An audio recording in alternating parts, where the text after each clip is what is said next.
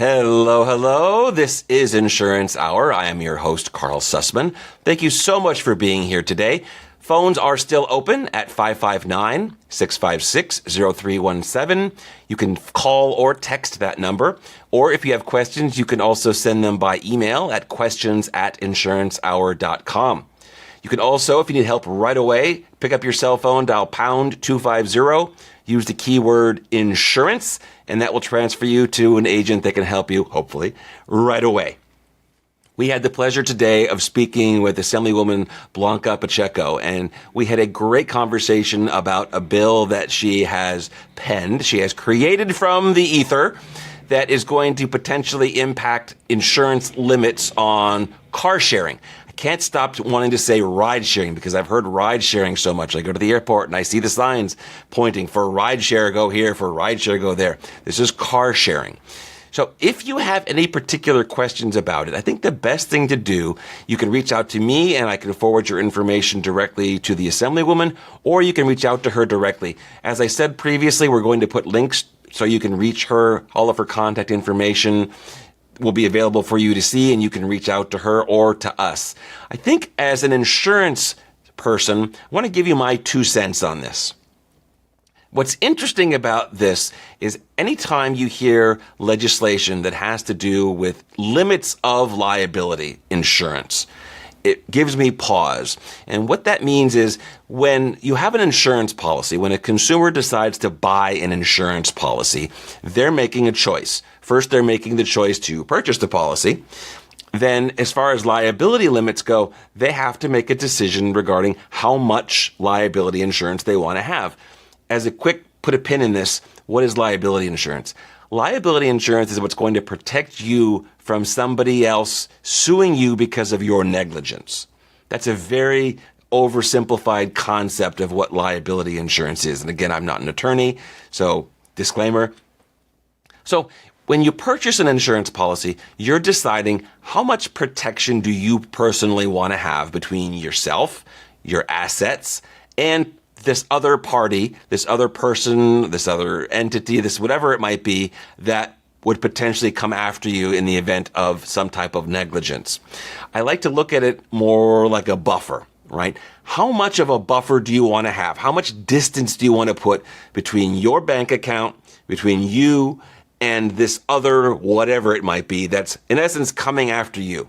Forgetting the fact of who's at fault, who's not at fault, we're just going to use the simple psychology that someone is after your stuff. Fault obviously does play a part.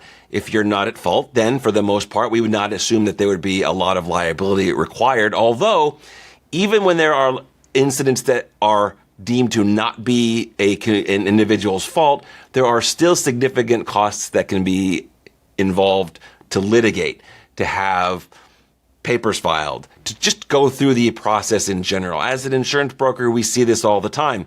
For small fender bender accidents, for example, even when nobody's hurt, even when there's just a little bit of damage on this car, a little bit of damage on that car, both people are sort of throwing their hands in the air saying, it was their fault. No, it was their fault. Be that as it may, this takes time and it costs money. If attorneys become involved because we can't decide on who is at fault or who should be paying these bills, then it gets more expensive and more time passes. So regardless of who's at fault, for the sake of this brief conversation, we're looking at a situation where you have to decide as the consumer, how much buffer, how much space do you want there to be between this other thing, person, entity, and yourself? Some people will say they just want to have whatever the law requires, the minimum limit. It could be $15,000, $30,000, whatever it might be. And it does vary by state. And in California, the minimum limit that is required is changing. The limit that's required today is smaller than the limit that will be required January 1st of 2025. And again, 2026, I believe it goes for about 3 years, slightly increasing what that minimum limit is that you need to carry in order to satisfy your financial obligations when driving a vehicle. Side note of a side note, you don't actually have to have an insurance policy. You could actually post a bond and still satisfy that requirement. That's a whole other topic, a whole other conversation. But every time I say you have to purchase insurance, I get this little voice in my head. And yes, I have talked to somebody about that. I get this little voice in my head that says you don't have to buy insurance to satisfy financial responsibility laws. And that is absolutely true. The way to get around that, or the alternate route to satisfy financial responsibility laws, are to post a bond. Okay, I'll stop talking about it, I promise, at least for now. So people have to decide how much they want to have of that protection. The law has a particular amount that they say you must have. And then people have to decide, do they want to have that? Do they want to have more? Insurance companies are in the business of providing what consumers are looking to purchase.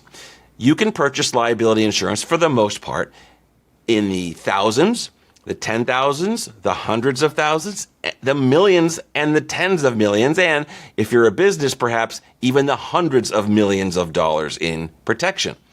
Now, does the average person need $100 million in liability coverage? Of course not. I think it's safe to say that is not realistic. Do they need 15,000?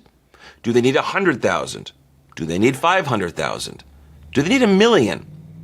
This is the area where it gets to be more individualized and where choice is so important, that consumers have the choice, have the ability to sit and decide based on the assets that they want to protect and how much peace of mind they want to have.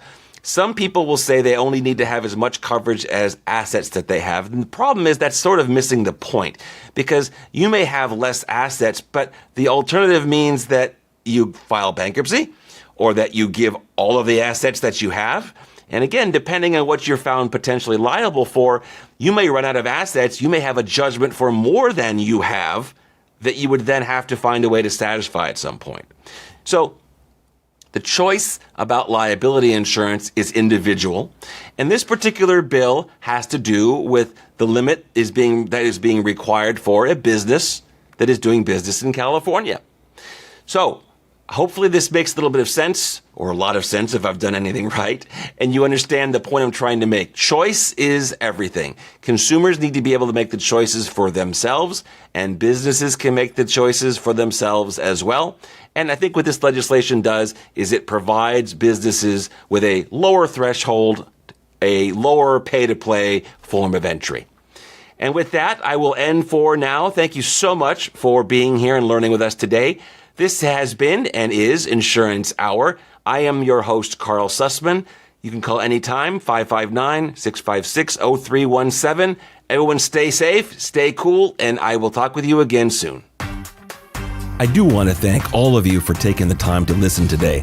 I know insurance is not necessarily the most sexy concept. It's not the most exciting thing in the world. It is important that you understand what it is you're getting, what you should be looking for, red flags, you name it. You just need to know more than you used to. Things are more complicated than they used to be. If you have any questions, please reach out to me directly. You can email your questions to questions@insurancehour.com or call and leave a voicemail at 559-656-0317. Educating and entertaining Californians, one insurance policy at a time. This is Insurance Hour. The show is dedicated to Shamrock Papa.